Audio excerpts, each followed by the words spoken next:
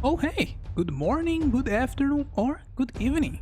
This is Jack, and 1 year has passed since the release of Guilty Gear Strive. So, if you are trying to open the game now, 1 year after, what have changed?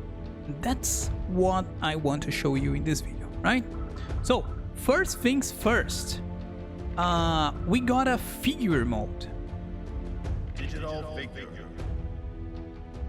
So this is not how can I tell you? It's not a work museum. So this is not a mode that you battle other people. So what this mode do is that they give you the 3D models of the characters, so you can put them in any pose you want and have some nice pictures and having fun. And it feels like a social media thing because you can like the things, you can make them as a favorite, you can follow people who do only that. There are people who are logging into the game to do this. They don't play matches, so they do this. So it's a very fun and social experience. So that is that. Guilty Gear Xrd, the previous game, also had this. So this wasn't in the Strive game at release, but it is now, right? So another thing, in the story mode, we have a new piece of story, but you may already know that, right? Aside from the normal story that we had when the game was released, we have this new chapter, another story, Departure, and is around 40 minutes. The story is about Delilah, who is the little sister of Batman, and he was a character from the previous Guilty Gear Xrd, right? She's looking for Happy Chaos, the main antagonist of the story. Looks like right? But so she has this journey about hatred and vengeance, and yeah, and Baiken also has this. So you've seen this story. Ramlethal, Sinkisk is not a playable character, but was a playable character in the 2 previous games. May, April, the sidekick for May, Baiken, and Delilah. From what I remember, these are the characters that you see. It's a very contained story. Everything happens in the same place. It's in a small village in the middle of nowhere. So it's an interesting story. If you didn't watch this, you are not missing much. But if you are really into the lore of Guilty Gear, you might want to check this out. So we got story, we got figure. What more? What more? We got the combo maker, and similar to the figure thing, you can create your own combo. You need to finish the combo to create the combo. It's similar to... what is the name? It's similar to Mario Maker. I'm serious about that. You create your combo, you post here, and then people can download your combo and try to do that themselves. It's like, imagine the trials from other games, like people talk about the trials for King of Fighters, right? But made by players for players. And this is not a buzzword, it's really made by players, and other players will play that. So it's interesting, like if you want to do some cool sick combos and maybe you want to, how can I convert this slash into some more damage? So you come here and look for combos that start with slash, you know what I mean? It's interesting. It's pretty interesting and useful. Okay. So now, aside from that, let's check here on the character roster, because we got a lot of characters in this 1 year, right? In July last year, we got the first DLC, Goldlewis Dickinson. What about this character?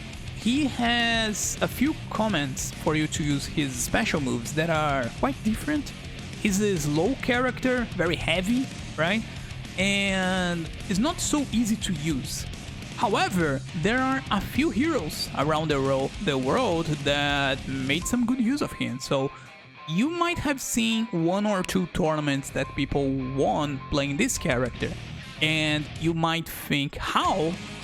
And these people say the same, how? Because they don't know, it just happened. Maybe because people don't take him so seriously, maybe they don't know the matchup. I think this is a plus, like, aside from being, he's a pretty good character, but aside from that, people don't know the matchup and they end up losing for that.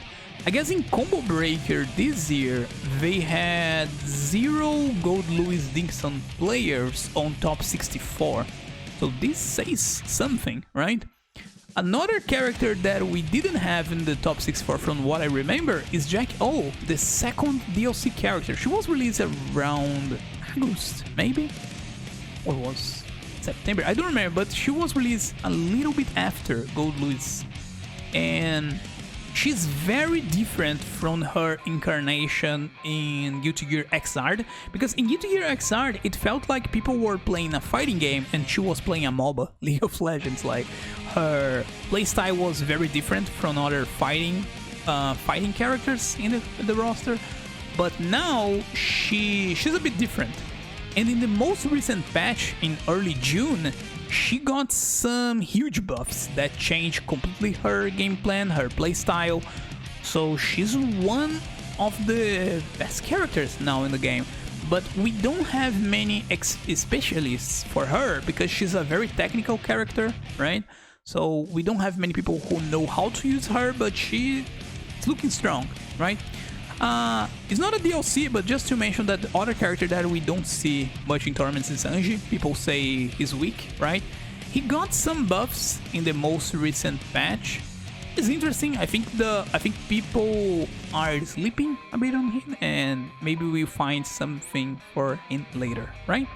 So the other DLC character was added in November was Happy Chaos. And a lot of people were using him not just in November, but also December, and even in January, a lot of people were playing him. Right now you won't see as many people playing him, because so that's the thing. When a new DLC character is released, you see people playing this character for 1 week, right? And we saw that with Goldlewis, we saw that with Jackie-O, but Happy Chaos was around for like 2 months and a half. A lot of people were playing him, so yeah, he was quite popular. And the thing is, he also feels like he's not playing a fighting game because he has a gun, and it's weird enough to have a gun in a fighting game, right? And he's not really like Elfelt from Guilty Gear Xrd, but yeah, Lost Soul, who was a huge player for Elfelt in the previous game, he has been playing this character recently, so because of that, people might think that both characters have gun, Lost Soul playing both, but the playstyle for both characters are quite different. So yeah, that is that. Also, one thing, he was nerfed in the most recent patch, so his range is not as good, like playing from afar. He's not as good as a zoner, but he's really good in close combat, playing close, shooting close, you know? And that's the playstyle Lost Soul goes. And people see Lost Soul doing good, but when they pick the character, they try to go for a zoner, and bad news for them, right? In January, we had the character that made people stop playing Happy Chaos. This was Baiken. Baiken is a very, very popular character. A lot of people really like Baiken, and that's good for them, right? She's different in this game. She's easier, I would say. Easier is not the right word. Let's say simpler in this game, right? She's very interesting, good character. And the last character added as a DLC for Season 1 was Testament. It was added in April, or was late March, I don't remember correctly. But even to this day, we have people playing him, so for her. And Testament is as popular as Happy K was in the release, right? So a lot of people sticking to this character. And the thing with Testament is that Testament is easy to use. It's not like, he's not as diabolical as his past incarnation was in the previous game. It wasn't Xrd, but XX, I guess, was the last game we saw him. And so he's not as diabolical like that character. that version, but it's easier, so people can make him work, right? And the redesign is perfect. So it's one of the characters that people play because of the design instead of anything else. It works fast, it works easier, good design, people love it, right? So a quick check to the other characters so people can see the state of things, right? Saul is still one of the easiest characters for beginners to pick. So if you want to dive, if you are not a returning player but you are a totally new player, aside from everything that I just said, Saul is a good character for someone to start playing. The same goes for Kai and the same goes for Mei. Mei is a charge character. You need to press back and forward for the moves to go out. You don't do the motion, the normal motion like for a Hadouken, right? So some people don't like charge characters, so if that's your case, so pay attention to that to Mei. Kai is a very solid pick. Even in top tier tournaments, you see he winning a lot of tournaments. We have a lot of people who play Kai, and he's also simple to execute, right? So that's a plus to him. Saul has been a target of some nerfs, so he's not bad.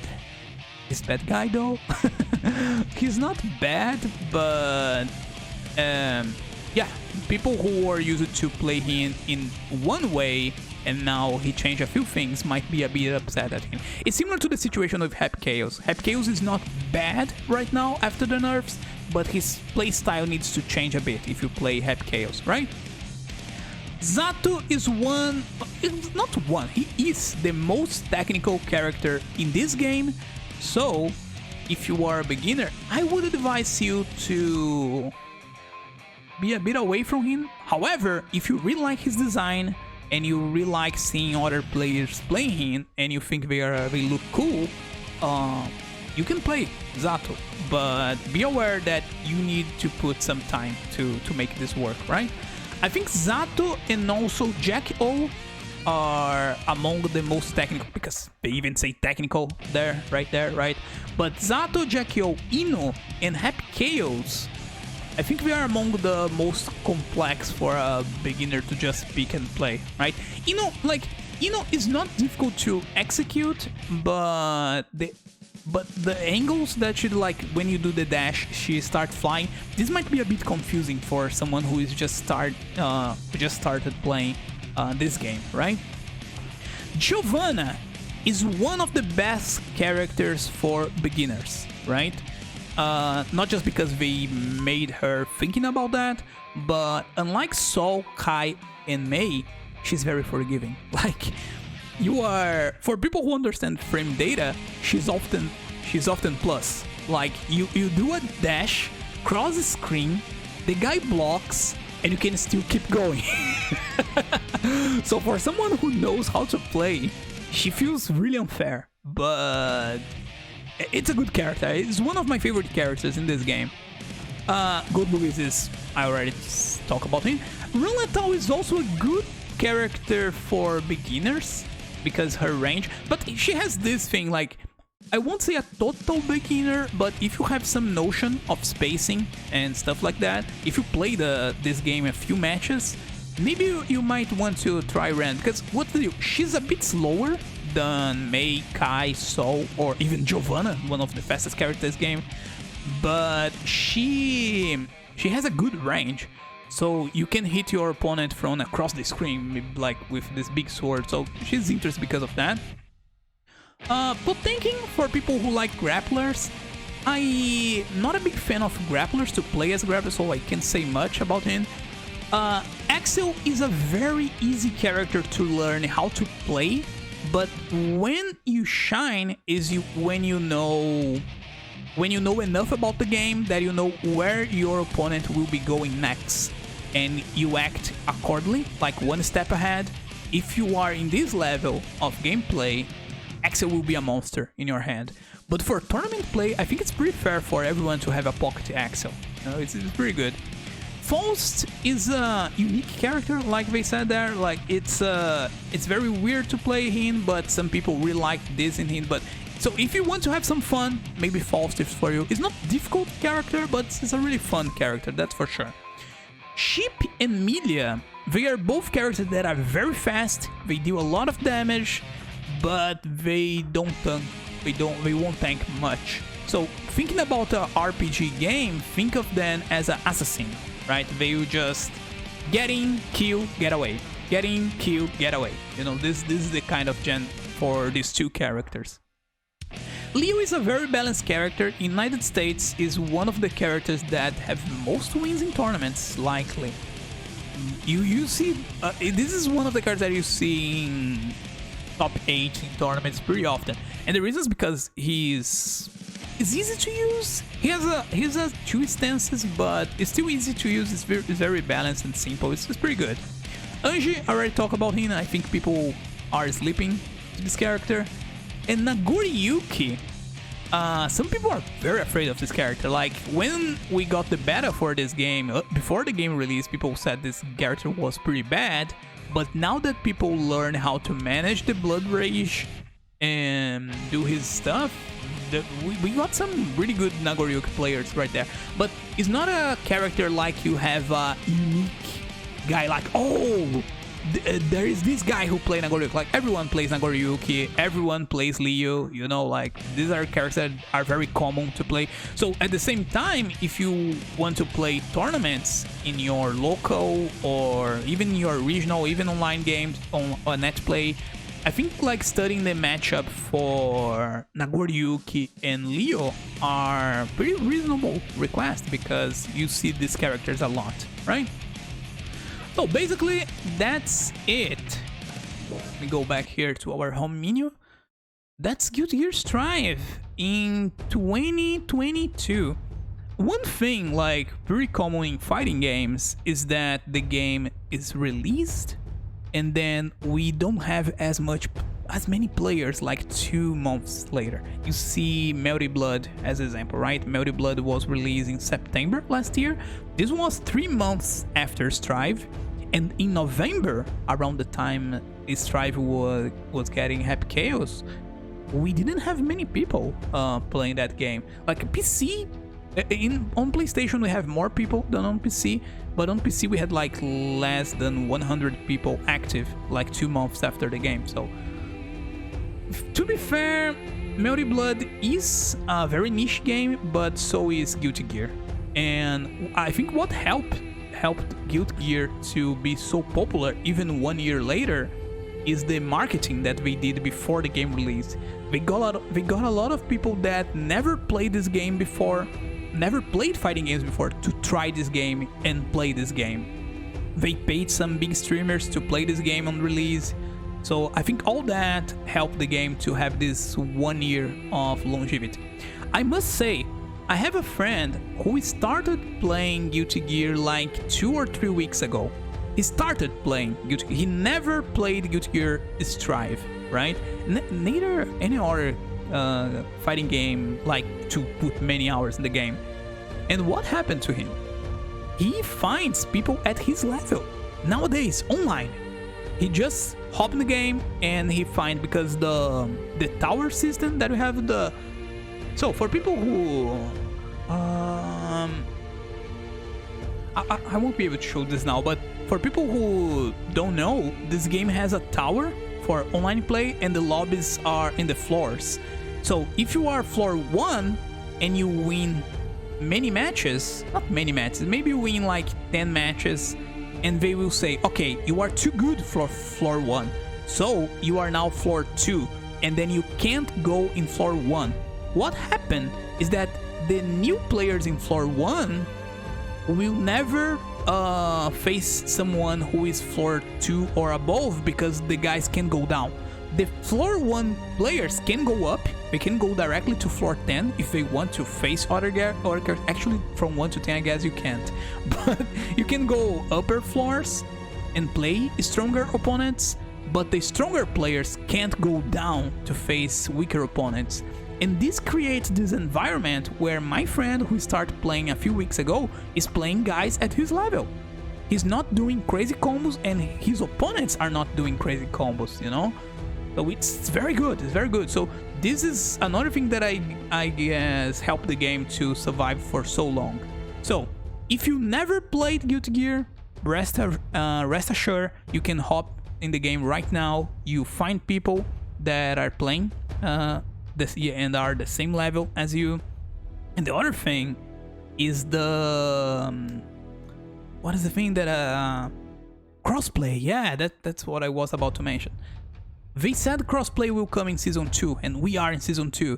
So is there likely that they will make an announcement at EVO, or they will just release the thing at EVO? We don't know, but I would expect around August to October to have some big news on crossplay for this game, so people on PlayStation and computer will be able to play together. So this will be another boost of interest in the game. The game might likely go into some discount, so keep your head up for that, right? So that's it. That's Guilty Gear Strive. I hope this helped you if you are interested in the game, and see you later. Bye bye.